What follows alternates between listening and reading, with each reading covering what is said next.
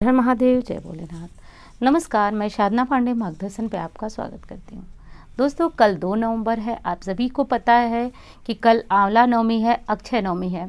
अब जैसा कि आप नाम से जानते हैं, आंवला नवमी मतलब आंवले की पूजा की जाती है। लेकिन देखिएगा, बहुत सारी ऐसी गलतियां हो जाती हैं जो आज के दिन नहीं किया जाता है। मैं बताती हूँ कैसे।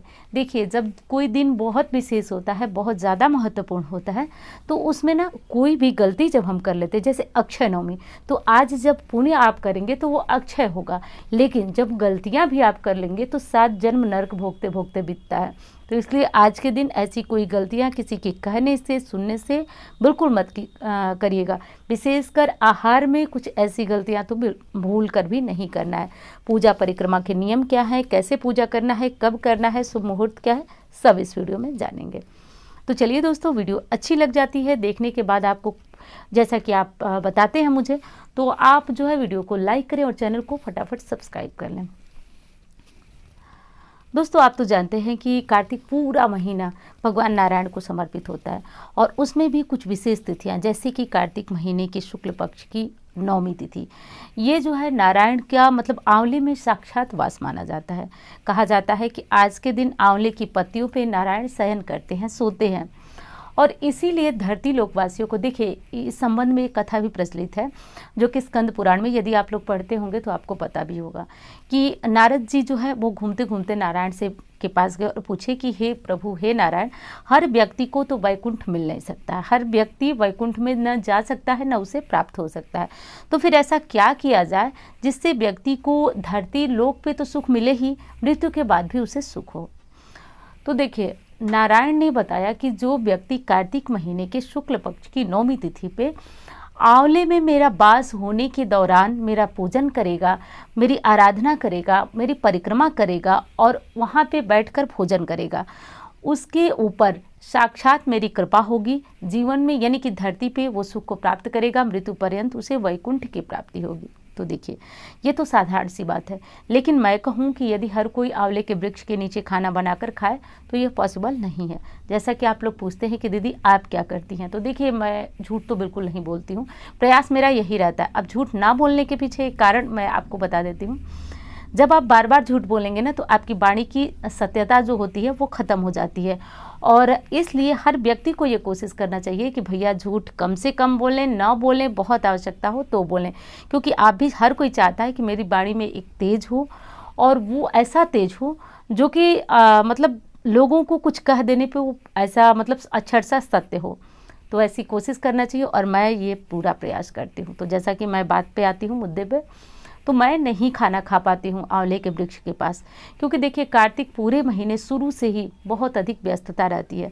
क्योंकि व्यस्तता का कारण भी है, कई सारे जो है त्यौहार, आपको पता है बड़े त्यौहार भी पड़ते हैं, और जैसा कि मैं बताती हूँ कि 2 बच्चे हैं, तो दोनों बच्चों का जन्मदिन जो है वो एक दिन पड़ता है कार्तिक महीने में। और आप तो जानते हैं, आप बच्चों का जो है बर्थडे कम भी सेलिब्रेट करें तो वो करा ही लेते हैं, आपको व्यस्त बना ही देते हैं। तो ये चीज़ें भी होती हैं। और दूसरा कि जैसा कि आप जानते हैं कि सुबह सुबह उठकर पूजा पाठ, इसमें छठ की वीडियो नहीं गई थी, तो बहुत सारे लोग नाराज़ हो रहे हैं कि दीदी आपने छठ का जो है वीडियो नहीं डाला, महापर्व था। मैं जानती हूँ, लेकिन जीवन इतना ज़्यादा थोड़ा सा व्यस्त हो जाता है ना कि मुश्किल हो जाता है। मुझे भी अच्छा लगता है वीडियो डालना और आप लोगों को कुछ बताना, आप खुद भी समझना। ऐसा नहीं है कि मैं ही आप लोगों को बताती हूँ, आप लोगों से भी बहुत कुछ सीखती हूँ। ऐसा कोई मौका नहीं आता है कि जब मैं नहीं सीखती हूँ। हर चीज़ आप लोग कुछ लिख कर भेजते हैं, मतलब हर चीज़ों से बहुत समझदारी मुझ में भी आ रही है। तो चलिए, अब क्षमा कीजिएगा जिनको मेरी बातें अच्छी नहीं लगी हो। चलिए, अब मैं मुद्दे पे आ जाती हूँ फटाफट। सबसे पहली चीज़ कि कल जो है वो नौमी तिथि प्रारंभ हो जा रही है। कल यानी कि आज जब आप यह वीडियो पाएंगे तो 1 नवंबर 2022 मंगलवार को रात को 11:04 से। अब आप तो जानते हैं, उदया तिथि में हम त्यौहार मनाते हैं, कोशिश प्रयास हमारा यही रहता है। तो नौमी तिथि जो है 2 नवंबर बुधवार को रात को 9:09 पर ख़त्म होगी, तो पूरे दिन हमें अक्षय नवमी का फल प्राप्त होगा। अब कुछ लोग हमसे पूछे थे कि दीदी हमें जो है अपना प्लॉट लेना है, हमें गृह प्रवेश करना है। तो देखिए, गृह प्रवेश वाले तो थोड़े से रुक जाइए, देवोत्थानी एकादशी आ रही है, उसके बाद आप करिएगा। रेंटेड वगैरह घर में जाना है तो उसमें आप जा सकते हैं, और कोई जैसे दुकान वगैरह डालना है तो डाल सकते हैं, ये सारे काम कर सकते हैं। बस शादी ब्याह ये सारे काम अभी रोक कर रखें। तो चलिए, अब तो ये आपका स्पष्ट हो गया कि नौमी तिथि 2 नवंबर को ही आप सेलिब्रेट करेंगे। पूजा का मुहूर्त फटाफट नोट कर लीजिए, स्क्रीनशॉट लेना चाहे तो ले लीजिए, इसलिए मैं लिख देती हूँ। तो पूजा का शुभ मुहूर्त शाम को 6:34 से 12 बजे तक है। लेकिन एक गलती मत कीजिएगा, रात 12 बजे कभी भी किसी वृक्ष की पूजा नहीं की जाती है, किसी भी पौधे की पूजा नहीं की जाती है। ये नोट करके रखिए, किसी के कहने सुनने पे बताने पे कुछ भी गलतियां मत कीजिएगा, क्योंकि एक दावा तो मैं हमेशा आपसे कहती हूँ कि मेरी जो बातें होती हैं, वीडियो होती हैं, वो पूरी तरह सही होती हैं। उसमें किसी भी तरह का कहने सुनने वाला तो चीज़ें मैं बिल्कुल शामिल भी नहीं करती हूँ कि इनका सुने उनका सुने और फटाफट वीडियो बना दिए सिर्फ व्यूज़ के लिए। देखिए, लाखों लोगों का भरोसा है, ये मेरे लिए बहुत बड़ी बात है। तो मैं पूरा प्रयास करती हूँ कि आपके लिए अच्छी से अच्छी और एकदम अच्छी वीडियो लाऊं। तो देखिए, रात 12 बजे पूजा मत कीजिएगा। अधिकतम जो वृक्ष पूजन का समय मैं बताती हूँ, ये मुहूर्त जो है वो पंचांग का है, मैं बताती हूँ 9 बजे तक, रात को 9 बजे तक आप पूजन कर लीजिएगा। तो ये कर लीजिएगा दोस्तों। अब दूसरी चीज़ आपको ध्यान रखना है कि पूजा कैसे करना है। तो देखिए, 3-4 चीज़ें ले लीजिए जो मैं अभी आपको नोट कराने जा रही हूँ। सबसे पहले थोड़ा सा हल्दी ले लीजिए, थोड़ा सा रोली ले लीजिए, 1 लोटा जल ले लीजिए और बतासे हो तो वो ले लीजिए। कच्चा सूत ले लीजिए, सफ़ेद भी ले सकते हैं हल्दी में कलर करके, और एक दीपक ले लीजिए। और दीपक लेकर सुबह भी ये पूजन कर सकते हैं, लेकिन विशेष शुभ मुहूर्त मैंने बताया कि शाम को है। अब सुबह भी जो चीज़ें मैं बता रही हूँ, शाम को समय नहीं है तो सुबह ही जाकर वहाँ पूजन कर लें और जाएं, और जाकर के 1 लोटा जल गिराएं, बतासे का भोग लगाएं नारायण को। उसके बाद एक दीपक प्रज्वलित करें। जो कच्चा सूत जो आपने हल्दी और कुमकुम ले गए, वो 5 टीका यानी कि 5 टीका जो है वृक्ष पे लगा दें और 7 परिक्रमा घूम करके कर लें वृक्ष की। और परिक्रमा किसके सहारे करनी है, तो जो कच्चा सूत आप लेकर जा रहे हैं उसी को लपेटते हुए, सूत को ध्यान दीजिएगा, फंसाया जाता है, बांधा नहीं जाता है। मतलब बांध करके कभी भी परिक्रमा न वृक्ष में ही उनकी टहनियों में फंसा दीजिए, बांधिएगा मत। कोई भी वृक्ष हो, कभी भी परिक्रमा करना हो तो धागे को लपेटा जाता है, बांधा नहीं जाता है, इस चीज़ का ध्यान रखिएगा।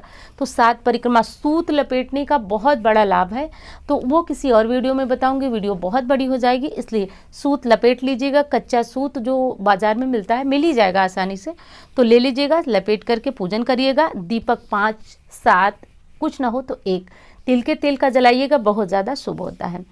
अब दूसरी चीज़ बताऊं दोस्तों कि कार्तिक स्नान करते हैं तो बहुत अच्छी बात है, नहीं करते हैं तो भी एक चीज़ का ध्यान रखिएगा। आज आंवले के वृक्ष के नीचे खाना तो बहुत शुभ होता है, लेकिन जैसा कि मैंने अभी आपसे कहा कि मैं खुद नहीं खा पाती हूँ, लेकिन बना नहीं पाती हूँ, वहाँ जाकर के भोजन आप कर सकते हैं। बनाना वैसे तो बहुत शुभ है, लेकिन जैसा कि समय नहीं है या फिर आंवले का वृक्ष दूर है, भीड़ बहुत ज़्यादा होती है, तो ऐसे में कुछ न कुछ आप बनाकर, विशेषकर पक्का भोजन। अब पक्का भोजन क्या होता है कि जिसमें कि चावल दाल वगैरह ना हो, कुछ भी, जैसे कि शुद्ध सात्विक आप पूरियाँ बना लें, सब्जी बना लें, सूखी खीर बना लें, ये सारा ले जा करके बैठ करके आप आंवले के वृक्ष के नीचे आप खाना खा सकते हैं। इससे भी बहुत ज़्यादा शुभता आती है। देखिए, साधारण बोलचाल की भाषा में जैसा कि मैं बताती ही हूँ कि ज़्यादातर मैं दादाजी से ही बहुत कुछ सीखी हूँ।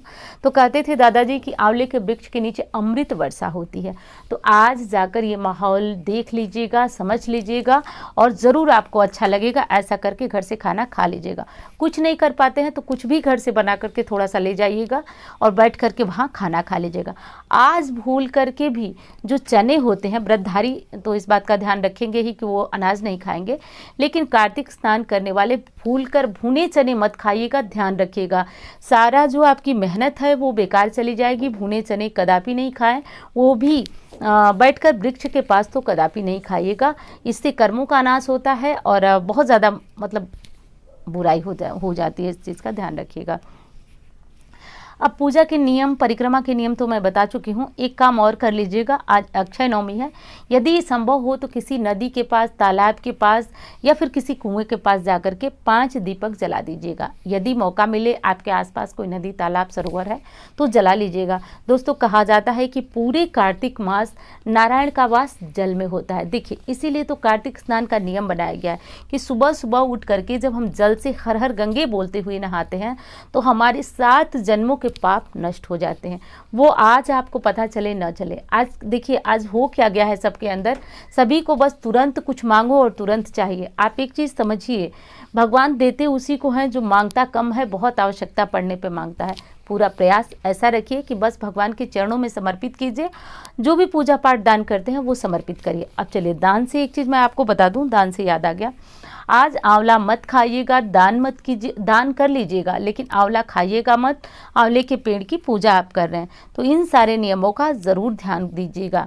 आज संभव हो तो थोड़ा सा गुड़ खा लीजिएगा, जो नया वाला गुड़ होता है वो मिले तो ज़रूर खा लीजिएगा, इससे बहुत ज़्यादा अच्छा रहता है। आप मतलब कहा जाता है कि धन संपत्ति से तिजोरी भरी रहती है, गृहस्थ जीवन को और चाहिए क्या, बाल बच्चे परिवार सुखी रहे और संपन्नता बनी रहे, बस सभी को यही चाहिए। तो बस दोस्तों वीडियो कैसी लगी बताइएगा ज़रूर, अच्छी लगती है तो एक लाइक करें, चैनल को सब्सक्राइब कर लें और हाँ और अच्छी लगती है आप दूसरों के साथ शेयर कर लें। देखिए कहा जाता है ज्ञान बांटने से बढ़ता है, जैसे ही मैं कोई नई चीज़ जानती हूँ या फिर मुझे याद आता है मैं आपको बताती हूँ, तो आप भी कोशिश करिए कि ये ज्ञान दूसरों के साथ शेयर करें, इससे आपका भी ज्ञानवर्धन होगा। और नंबर जो कि स्क्रीन पर आप देख रहे हैं इस पर कुंडली वगैरह दिखाना हो तो संपर्क कर सकते हैं। तो चलिए दोस्तों मिलते हैं इसी तरह के वीडियो के साथ। धन्यवाद। हर हर महादेव।